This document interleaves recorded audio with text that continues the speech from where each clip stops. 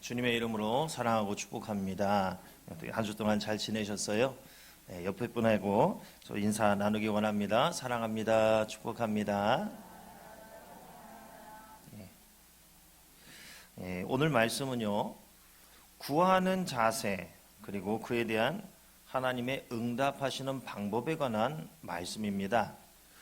오늘 말씀 우리가 해야 할 것이 무엇이냐, 하나님은 무엇을 해주시는가, 이것에 대해서 가르쳐주고 있는데, 우리가 해야 될 것은 아무것도 염려하지 말기, 또 모든 일에 기도와 간구로 하기, 구할 것을 감사함으로 하나님께 아뢰기, 이런 것들입니다. 아무 걱정하지 말고 감사함으로 기도해, 이렇게 말씀하고 계시는 거예요. 성도는 걱정과 완전히 담을 쌓아야 하고 하나님을 향해 늘 감사한 그 마음으로 열려 있어야 하고 기도로 해결해 나가야 하더라는 것입니다. 걱정을 우리가 왜 하게 되는 건가요? 하나님께 대한 내 마음은 지금 어떠한 상태인가요? 문제 해결의 핵심을 우리는 어디에 두며 살아가고 있나요? 이런 질문에 대한 내 모습을 확인해 볼 필요가 있는 것 같습니다. 먼저 아무것도 염려하지 말라고 말씀을 하는데, 염려한다는 말로 번역이 된 이 단어는 문제거리로 인식하고 근심한다, 이런 의미의 말입니다. 이것은 내가 어떻게 할 수 없는 일에 대해서 쓸데없는 근심에 빠지는 것을 말하는 것입니다. 미래의 짐을, 그것을 미리 내가 짊어지고 자기의 마음을 스스로 괴롭히고 있는 거예요. 염려는 쓸데없는 근심이다. 내가 나를 괴롭히는 것이다 라는 거예요.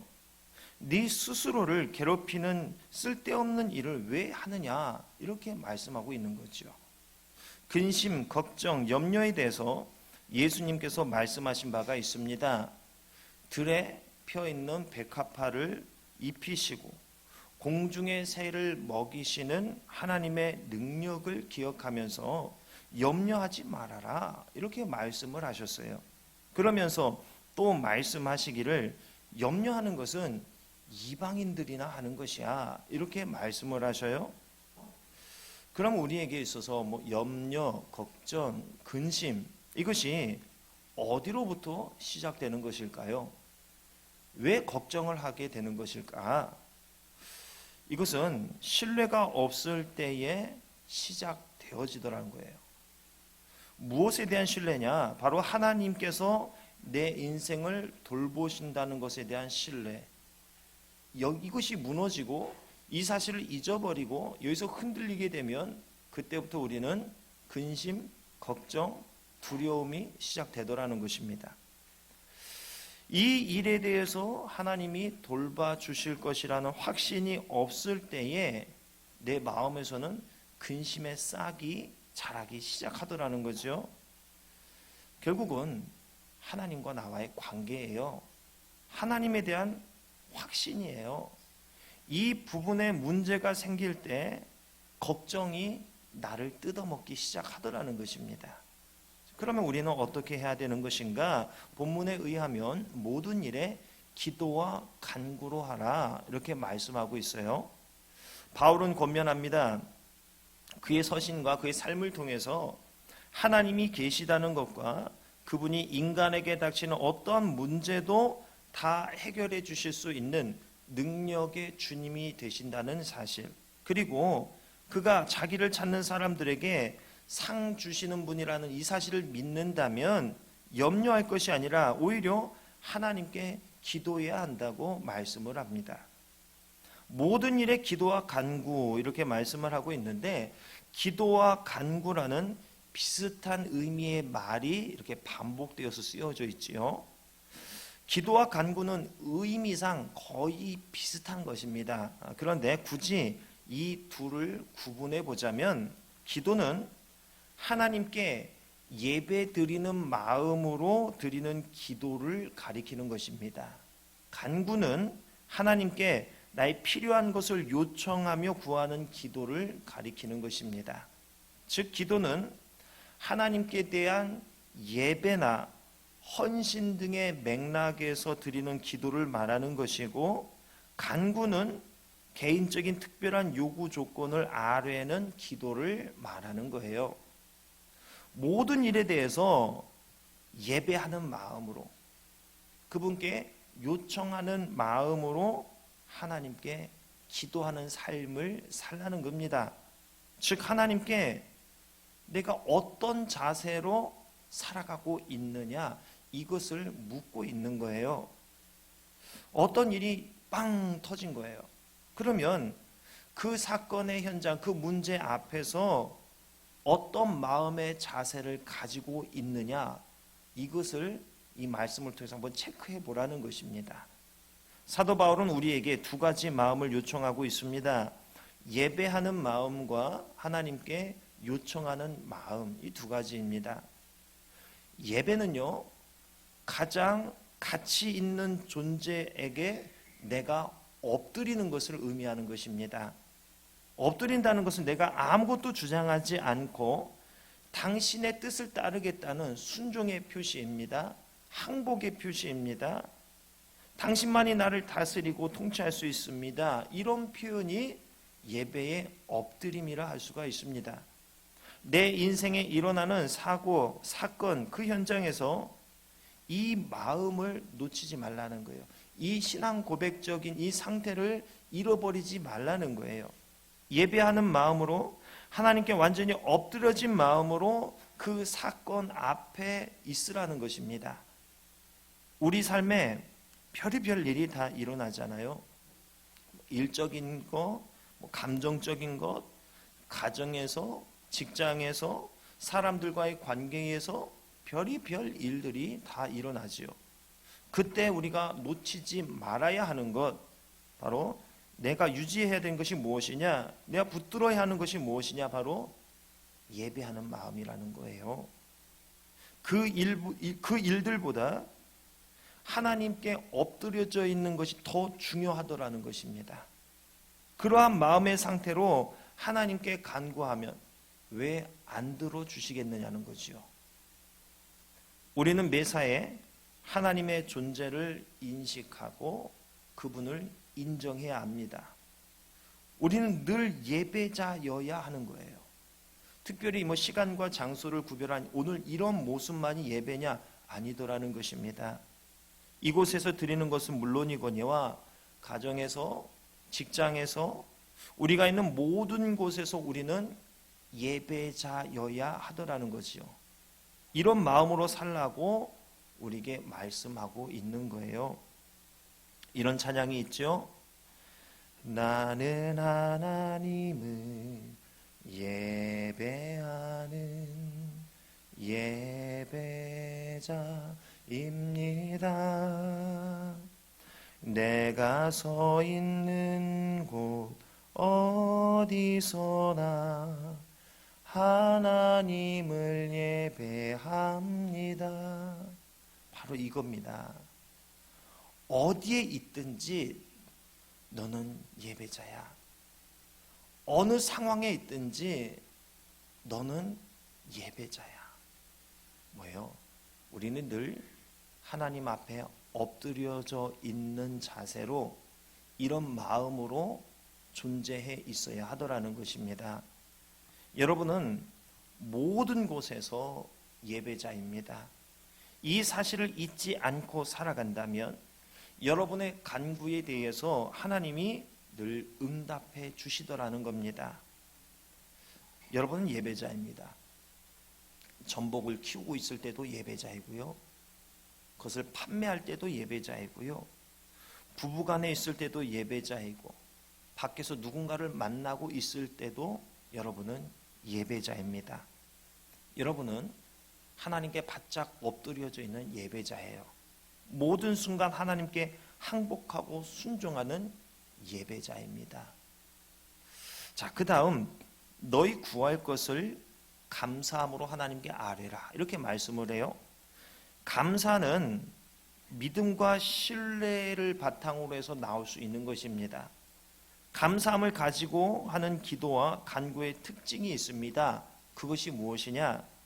간구하는 그 사항들에 초점이 맞추어져 있는 것이 아니라 이 기도와 간구를 받으시는 하나님께 초점이 맞추어져 있더라는 것입니다.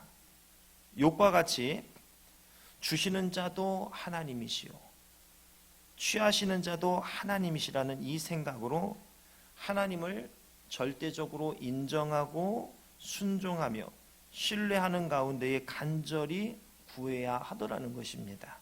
즉 기도하고 간구하되 그 내 기도하는 내용에 대한 하나님의 응답, 그 응답에 대해서는 하나님의 뜻이 최선이라는 것을 우리가 믿고 그것이 어떤 모양이든지 어떤 모양으로 응답이 되든지 그거에 대해서 감사함으로 내가 받겠다는 이 태도로 기도해야 하더라는 것입니다.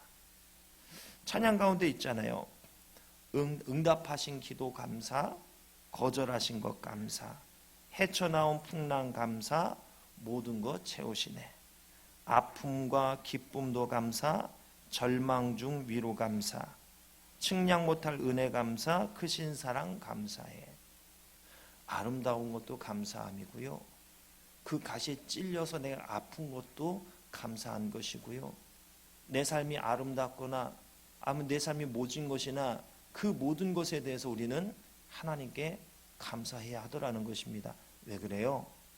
하나님은 내 아빠가 되시고 그분께서는 가장 좋고 선한 길로 지금 나를 인도하고 계시기 때문에 그렇습니다.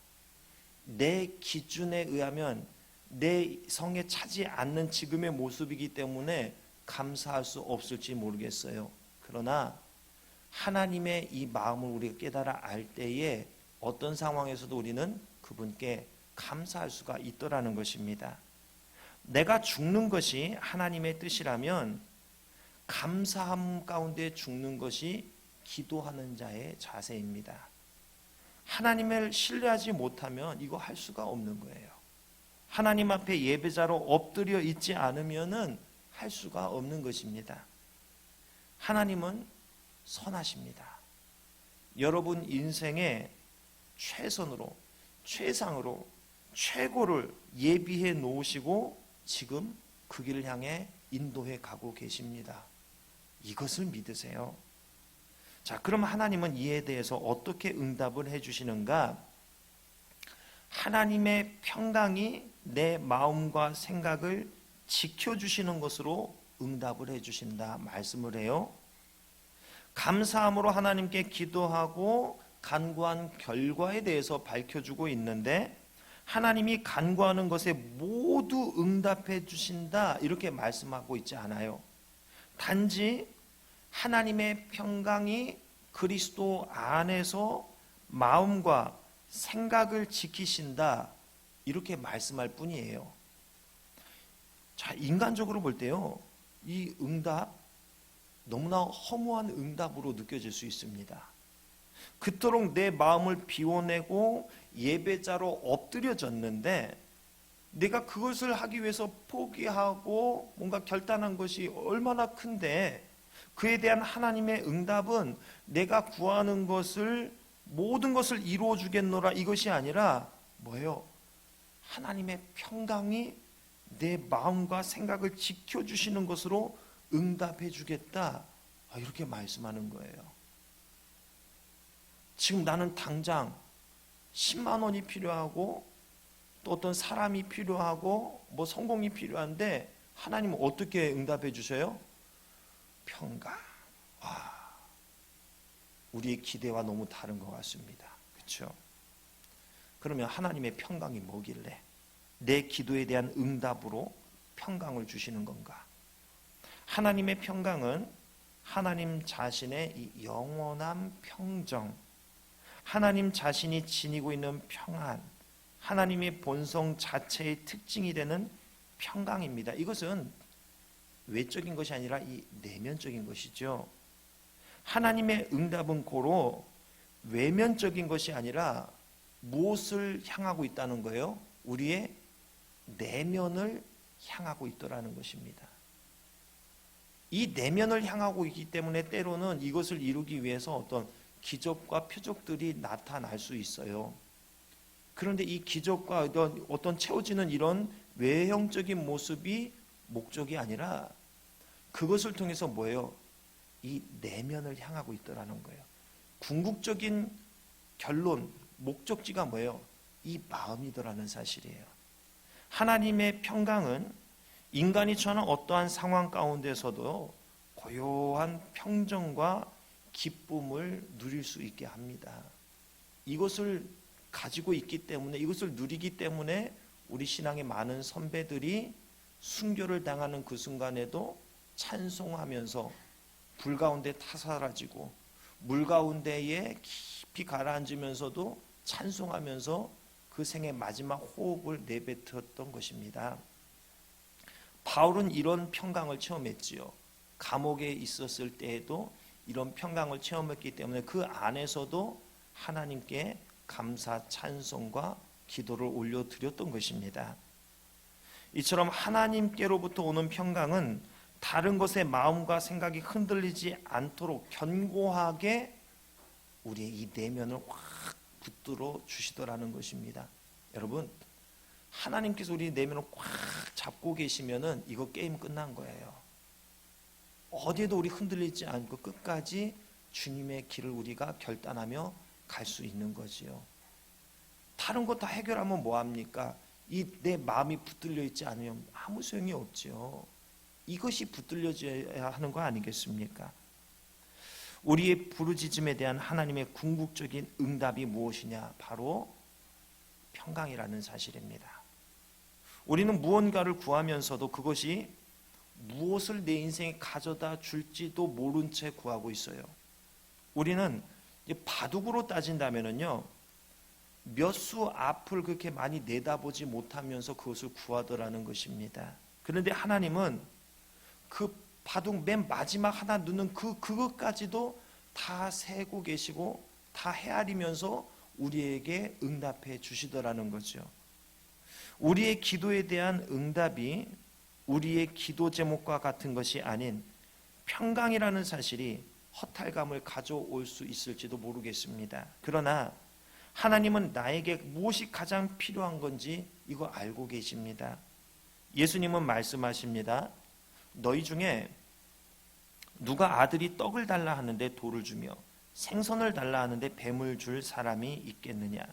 너희가 악한 자라도 좋은 것으로 자식에게 줄 알거든 하물며 하늘에 계신 너희 아버지께서 구하는 자에게 좋은 것으로 주시지 않겠느냐?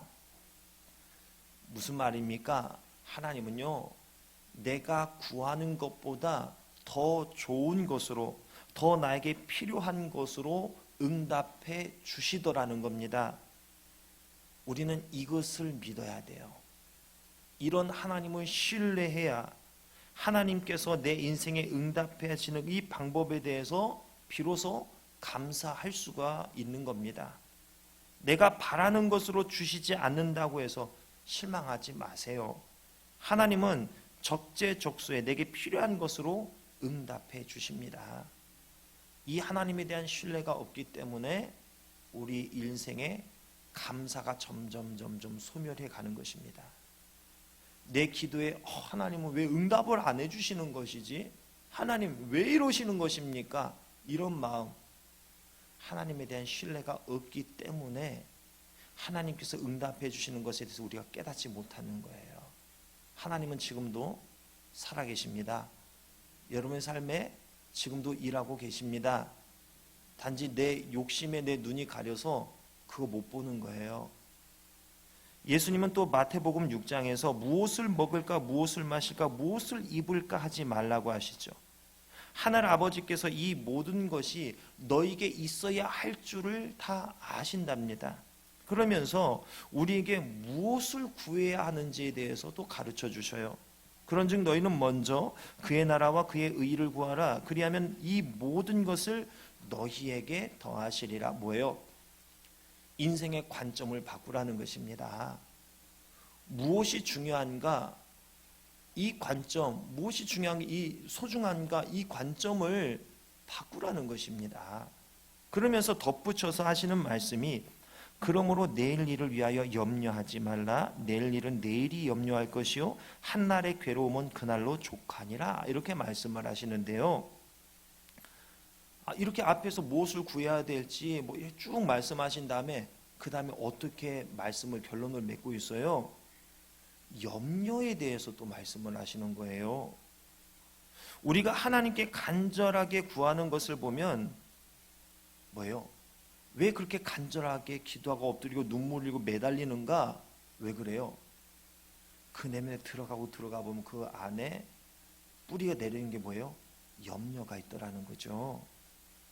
염려가 되지 않으면 그렇도록 간절하게 기도할 필요를 못 느낄 것입니다. 걱정이 되니까 그것을 해소하기 위해서, 해결하기 위해서 그토록 열심히, 때로는 비유적으로 피를 토해가면서 그렇게 기도하는 거잖아요. 그런데 하나님은 그 문제를 해결해 주시겠다는 말씀보다는 그 문제를 바라보는 내 마음을 해결해 주겠다는 말씀을 하고 계시는 거예요. 하나님이 우리에게 바라시는 것은 물질적 풍요로움을 누리는 것이 아닙니다. 그 어떤 상황에서도 마음이 흔들리지 않는 확고한 그 마음을 바라시더라는 거죠. 이것을 달리 표현하면은 믿음이라고도 할 수 있겠지요. 하나님에 대한 흔들림 없는 확신과 신뢰. 하나님은 그 문제를 해결해 주시기보다는 그 문제를 해결할 수 있는 사람으로 나를 만들어 가시더라는 거예요. 우리는 그동안 이방인들이 구하는 것을 그들과 똑같이 구하며 살아오지는 않았습니까? 성도라 하면서 성도가 아닌 사람들이 구하는 것과 별반 다를 것 없는 것들을 구하면서 살지는 않았습니까? 성도는요, 구하는 것도 달라야 됩니다. 성도는 원하는 것도 달라야 됩니다. 여러분의 믿음 확신할 수 있습니까? 끝까지 믿음으로 살 자신 있습니까? 우리 편에서는 이거 확신할 수 없습니다. 그래서 하나님은 하나님의 평강으로서 우리에게 응답해 주기를 원하시는 거예요. 왜요? 나라는 존재가 그분에게 그렇게 소중하기 때문에 그렇습니다. 여러분을 놓치기 싫어하시는 거죠. 가장 소중한 존재가 마지막 숨을 내쉬고 그 생명 꺼져가면서 하나님의 품에 영원히 이렇게 딱 붙들림 받기를 원하시는 하나님의 그 마음이 우리가 기도하는 응답의 방법에 그대로 드러나는 거예요. 우리가 기도한 그대로 응답하시기보다 뭐예요? 평강으로 역사하시고 내 마음을 붙들어 주시는 것으로 역사해 주시더라는 사실입니다. 말씀을 맺겠습니다. 우리의 근심, 하나님께 대한 신뢰가 사라질 때, 약해질 때 시작되는 것입니다. 하나님께서 여러분의 인생 가장 좋은 것으로 역사하고 계시다는 이 사실을 신뢰하시기 바랍니다. 지금 여러분 내 눈으로 볼 땐 나는 꽃길이 아닌 것 같지만 영적인 눈으로 볼 때 여러분 지금 꽃길 걷고 있습니다. 왜요? 하나님께서 동행하시고 가장 좋은 길로 지금 인도해 가고 계시기 때문에 그렇습니다. 예배하는 마음으로, 하나님께 완전히 엎드러진 마음으로 사건과 상황과 사람 앞에 서 있기 바랍니다. 그 일들보다 하나님께 엎드러져 있는 것, 그것이 더 중요합니다. 사건에 눈이 가려서 하나님을 못 보는 일이 이제는 없기를 바랍니다. 여러분이 간구하는 그 사항들에 초점을 맞추는 것이 아니라 기도와 간구를 받으시는 하나님께 여러분의 초점을 맞추어 가시기 바랍니다. 하나님의 뜻이, 하나님의 응답하시는 그 방법이 나에게 있어서 최선이라는 사실을 알고 그것이 어떤 것이든 어떤 모양으로 응답되든 감사함으로 받겠다는 태도로 기도하시기 바랍니다. 하나님은 선하십니다. 내 인생에 최선의 길을 예비해 놓으시고 지금 인도하십니다. 그 하나님께서 우리의 부르짖음에 평강으로 응답하십니다. 이것은 여러분이 구하는 것보다 더 좋은 것이고 여러분에게 더 필요한 것입니다. 이 사실을 깨달아 하나님께서 내 인생에 응답하시는 방법에 대해서 매일매일 감사할 수 있기를 바랍니다. 하나님은 문제를 해결해 주시겠다는 응답보다 그 문제를 바라보는 내 마음을 해결해 주시겠다고 말씀을 하십니다. 문제를 해결해 주시기보다 그 문제를 해결할 수 있는 사람으로 만들어 주겠노라 말씀하십니다. 선하신 그 하나님, 가장 좋은 곳으로 응답해 주시는 하나님, 여러분 신뢰하시기 바랍니다. 여러분 인생에 실망하지 마시기 바랍니다. 여러분이 볼 때 내 인생이 돌짝 같고 길가에 버려진 돌 같은 그런 거 느껴지지만 그러나 하나님께 여러분은 가장 소중한 존재고 반짝반짝 빛나는 보석과 같은 존재입니다. 어떤 하나님의 응답이라 할지라도 그것이 내게 가장 선하고 좋은 것이라는 사실을 믿으시고 오늘도 예배자의 모습으로 하나님을 신뢰함으로 감사하시고 평안을 누리시기를 주님의 이름으로 축원합니다. 기도하겠습니다.